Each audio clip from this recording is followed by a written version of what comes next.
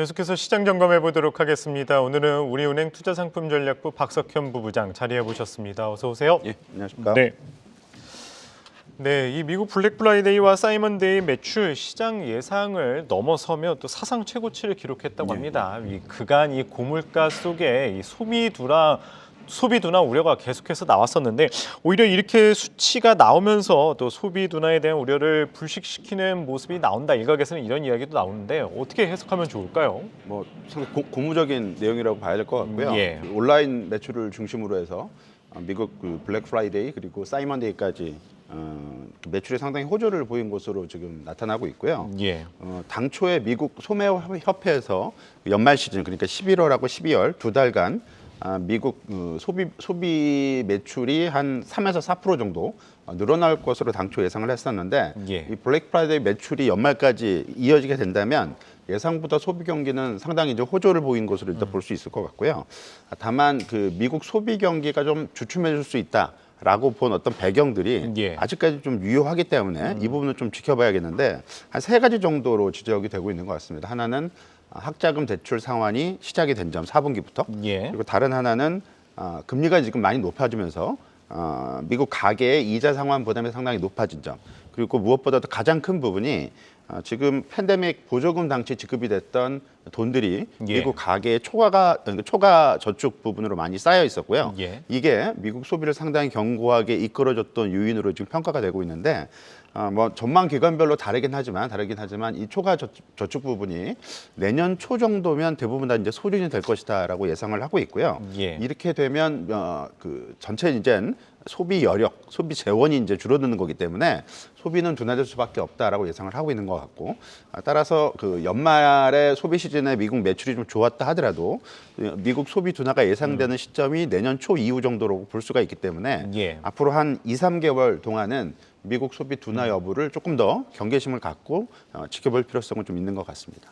예, 뭐 미국 블랙 프라이데이와 사이먼데이 매출이 사상 최고치를 기록하기는 했지만 아직은 그래도 미국 소비 경기 변화 여부에 대한 관심은 조금 더 지켜볼 필요가 있다 말씀을 주셨습니다.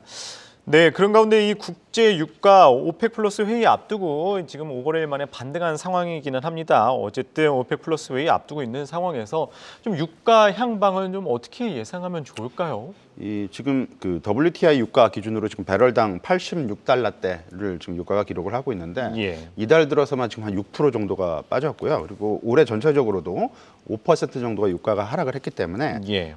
높은 유가 레벨을 좀 유지하고 싶은 그 중동 산유국 입장에서는 다소 좀 불만족스러운 그 상황이다라고 볼 수 있을 것 같고요.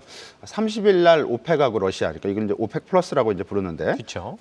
그 오펙 플러스 회의가 이제 예정이 돼 있고요. 예. 추가 감산이 일정 부분 얘기도 되고 있긴 하지만 시장의 예. 일반적인 평가는 추가 감산을 결정하기보다는 기존의 감산 합의를 확인해 주는 정도에서 끝나지 않을까라고 예상을 하고 있는데 예. 다소 조금 변동 요인도 좀 있습니다.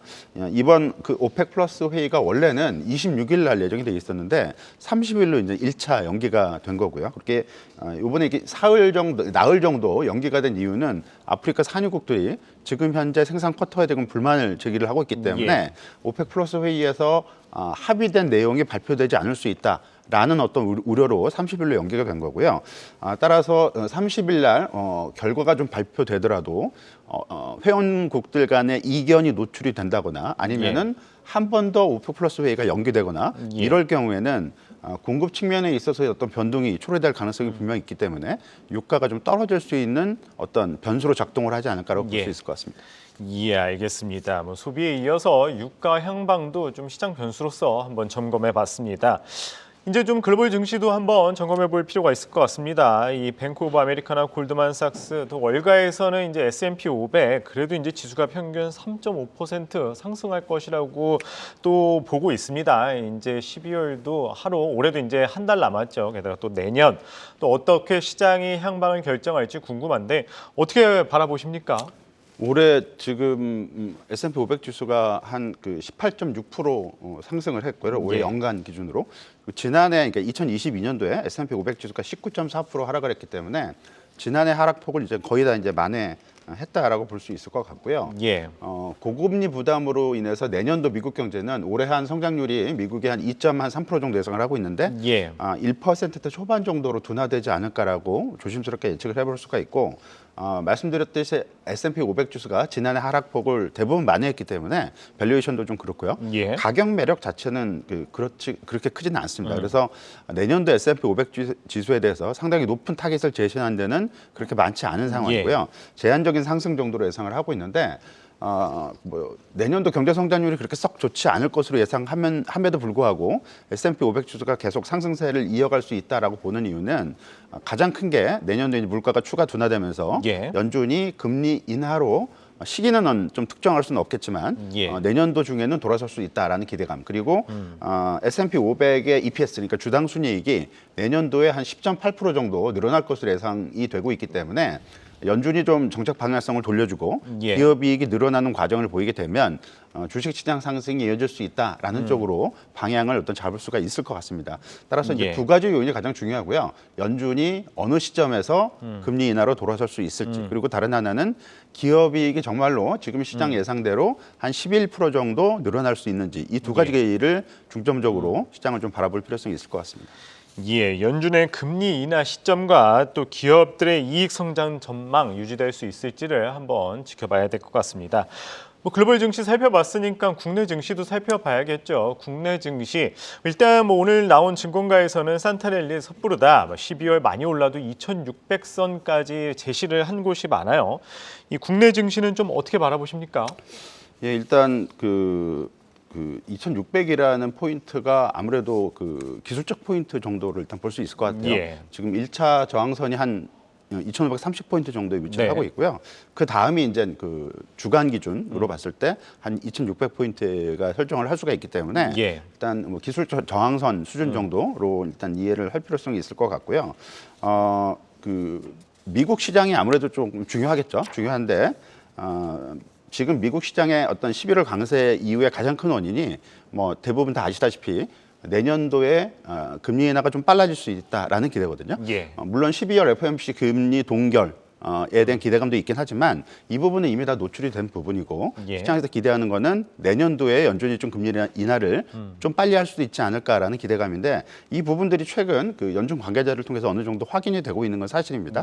특히 어제 발언을 했던 크리스토퍼 윌러 연준 이사 이분이 인플레에 대해서 상당히 긍정적인 어떤 시각을 좀 비췄고요.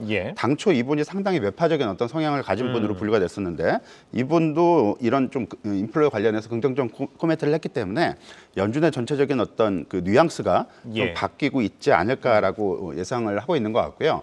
이런 부분들이 추가적으로 확인이 된다면 시장 흐름 자체는 12월에도 긍정적으로 갈 수도 있다라고 볼 수 있지만 우선적으로 확인할 게 있겠죠. 그러니까 월말 예정된 미국 PCE 물가, 그다음에 월 초에 예정된 미국 고용지표 결과 이 두 가지는 좀 확인해 볼 필요성이 있을 것 같습니다.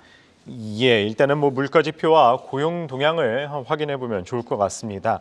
결국엔 최근에 국내 증시 박스권 종목 장세 계속되고 있어요. 일부 테마주들 계속해서 순환되면서 좀 일부 종목들만 오르는 상황이기는 한데 어떤 투자 전략 가져가면 좋을까요?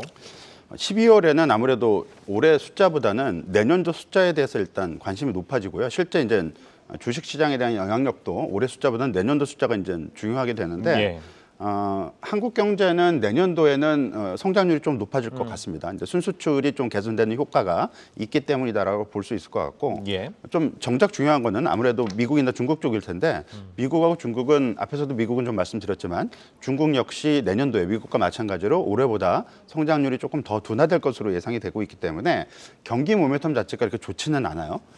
따라서 경기 모멘텀하고 좀 강하게 연동되는 흔히 말하는 시클리컬이라고 얘기하죠. 경기 민감 업종들. 대표적으로 이제 산업재, 소재, 은행을 들 수가 있는데 이들 업종들은 지금 이익 전망치 계속 하향 조정이 되고 있고요.